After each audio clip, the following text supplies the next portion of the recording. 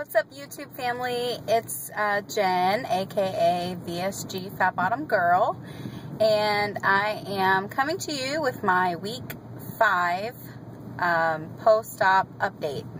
I had vertical sleeve gastrectomy surgery done on June 2nd with Dr. Dexter Turnquest at Houston Northwest Medical Center here in Houston, Texas. And my surgery weight was 265 pounds. Last week, for week 4, I weighed in at 247 pounds. And this week, I weighed in at 244 pounds. So that is a loss this week of 3 pounds again, and a total loss of 21 pounds since surgery for 5 weeks. So that is super fantastic. I'm thrilled with the numbers so far, so really pleased with that. I'm just hoping that the scale will continue to go down in the right direction. My clothes are fitting better than they felt in years. You know, jeans are not as tight as they were. They fit comfortable. Some of them are a little loose even. I'm wearing shorts that I haven't worn in 2 years. So I'm really happy with the progress and the way that things are going weight-wise. Food-wise, I am starting to eat, you know, more normal type of foods, sticking with protein first, of course, but I'm incorporating just normal foods, lunch meats, you know, instead of bringing my own baggie of food, you know, to the table. Whenever we have dinner, I'll just have, you know, whatever the family's having. So if it's baked chicken, then I'll have that, and then I'll have, you know, a couple of bites of whatever else there is, like a soft vegetable or something like that. So just been kind of take it slow when I'm introducing the vegetables. I know right now canned vegetables, frozen vegetables are the things that I've been having. I haven't had any raw vegetables yet. I don't think I am allowed those things for a few weeks yet, so just trying to take it slow with that. I have had some fruits. I've had a little bit of a banana. They're so dense, I can't eat much of it, so probably not even half of a banana. Usually just, you know, a couple inches worth of a banana is pretty much all that my sleeve will tolerate because it is so dense and heavy. But I'm not really interested in stuff like that. I am interested in things like grapes and cherries and watermelon.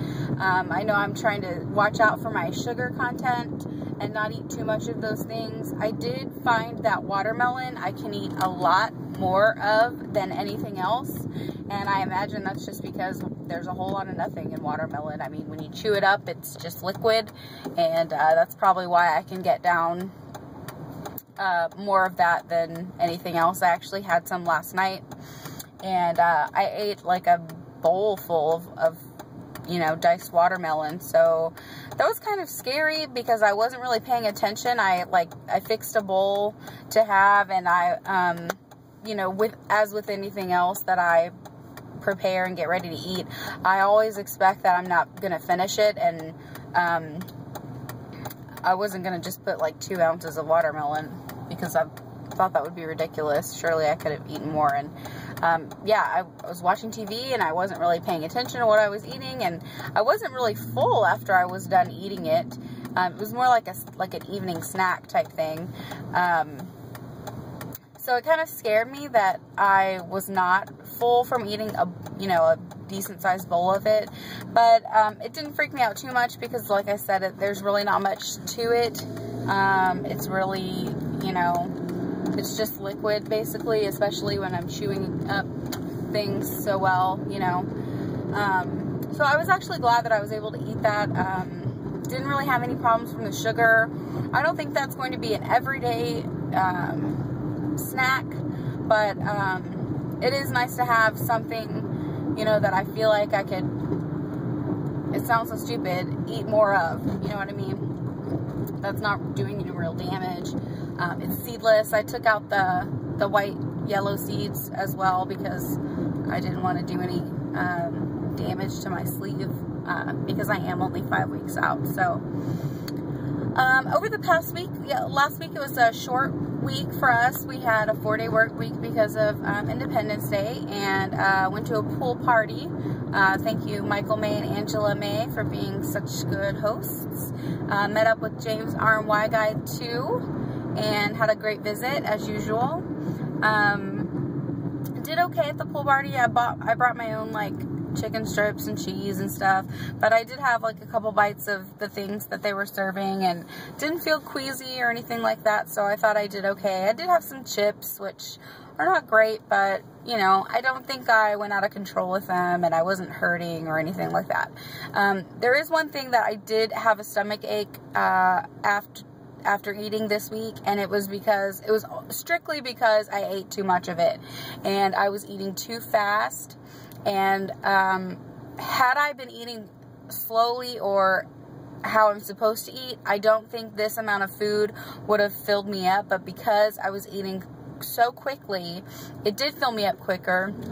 And that is really going to be a downfall for me. So I need to really watch how fast I eat things. If I eat them slowly, I can get, you know, the amount of food that I need to have, you know, in, and not worry about being miserable. And what I ate was actually, it was hummus. Wasn't eating anything with it, no chips, nothing like that. It was just like a little snack pack of hummus. And just eating it with a spoon. I do that a lot when I'm in a pinch and if I need a snack, or if, you know, I need to get some protein, I'll have some hummus. And it was, I ate it super quick and felt miserable after. Tums are my friend these days, the chewable Tums. If I'm getting that uncomfortable feeling, I'll pop a Tums in, and it really seems to make that go away. So, you know, it was Saturday night when I did that with the hummus, and thank God that didn't last very long. I had to actually lay down because there's no way that I was going to get that uncomfortable feeling to go away unless I just either walked around or laid down. It was just uncomfortable. And it's just really kind of a mind-boggling thing. You look at something and, you know, it seems every time, I should get used to it by now, but every time that I go to prepare a plate of food, it's in a little serving dish, it's in a small bowl, but every time I go to prepare something, I always think, wow, this is not going to fill me up. I don't even know why I'm bothered putting it in this small bowl. It's not going to fill me up. I'm feeling hungry, you know. We'll just see. I'll eat this and see how it feels. And, you know, I never can get through it. I never can eat the whole, you know, small bowl that I fill, or, you know, whatever portion I lay out for myself. I never eat it all. It's always half or sometimes even a quarter of it, and I'm stuffed. So it's very weird how my mind works. I know I can't eat all of it, but yet at the same time my eyes are like, you know, that's not gonna be enough for you. But it always is. It's always more than enough, and that's very weird. And that's the challenge too, I think, is because, you know,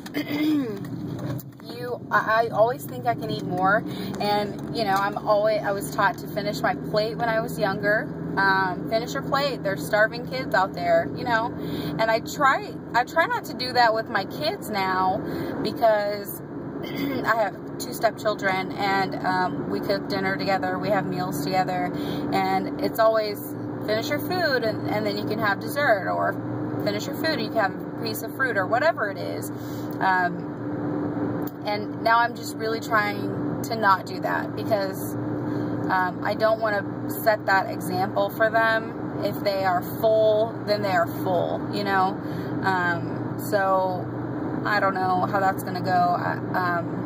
Kids will be kids and say they're full because they want, you know, they want to get dessert or whatever it is that I'm offering. And I don't offer dessert very often, but because it's summertime, I've got some extra treats and stuff at the house because they're home all day, and you know, we don't really have anything big planned for summer. So I like to do some special summertime treats, and I don't want them to get in the habit of thinking that they need to always finish their plate, because I was taught that growing up, and now it's just it's not necessary. We don't have to finish our plates. We live in a world where there is an abundance of food everywhere, and we will not starve. We know where our next meal is going to come from, and we're very blessed in that aspect. And you know, we don't have to finish our plates if we're full, you know. And at the same time, I also think about serving them and how much food I'm serving them. It's not going to be like a restaurant portion either. It's something that, you know, it would be a normal portion. If they're still hungry, they're not dieting, they don't need to diet. If they're still hungry, they can of course have more food. But the finishing the plate thing is something that I've really been thinking about a lot lately, and how that has affected me now. I'm not worried about the kids having any kind of food issues. They're happy and healthy now. I just want to do whatever I can to make sure that they don't have those issues or think about those issues, you know, as they grow older. So anyway, that's that. I kind of went off on a tangent there, but what else about last week? Oh, I did not get any walking in. Surprise, surprise. I was practically lazy all week. I was really just, I went out a lot last week. I met up with some friends throughout the whole week. I was out doing karaoke, which I do often, but usually not during the week because I'm an old woman and I like to go to bed at a certain time. But I did it almost every night last week, and it really made me just exhausted. I didn't feel like doing anything. I was really just waiting for Friday. I just needed that day off. But I'm hoping that I can get some kind of something done this week. I know my goal for last week was walk 3 times that week, and I didn't get that in, so that's going to be my same goal for this week. Try to get the walking in. Next week I'm going to be allowed to go to the gym, do some light lifting, get into a workout routine again. So I'm actually pretty excited about that. I know that the weight will come off quicker. I will be able to tone more. All the great benefits of working out. I'm actually looking forward to it. So that will be next week, but this week I'm going to ease into that, hopefully by getting in the walks. So I'm looking for 3 walks this week. If you see me on Facebook, please send me a reminder. Hey, get your ass on the treadmill. And that will be helpful for me. So try to get those walks in. What else is there? I don't think there's anything else to report on other than I'm doing great. I'm feeling better than I have the past 5 weeks. I think each week it gets better and better. So for all you pre-ops who are miserable the first couple of days, like it's so common to be, just know that every day gets better. I think I didn't realize, you know, how difficult it would be for that adjustment, and when you're in it and you're dealing with it, you just want to know, when is it going to get better? So you post, how soon will you feel better? And you know, it gets better week by week, and I just feel like I have so much more energy now, and things are just better. So I hope you guys have a great week. And I will be seeing you guys next week for my week 6 update. And I will talk to you then.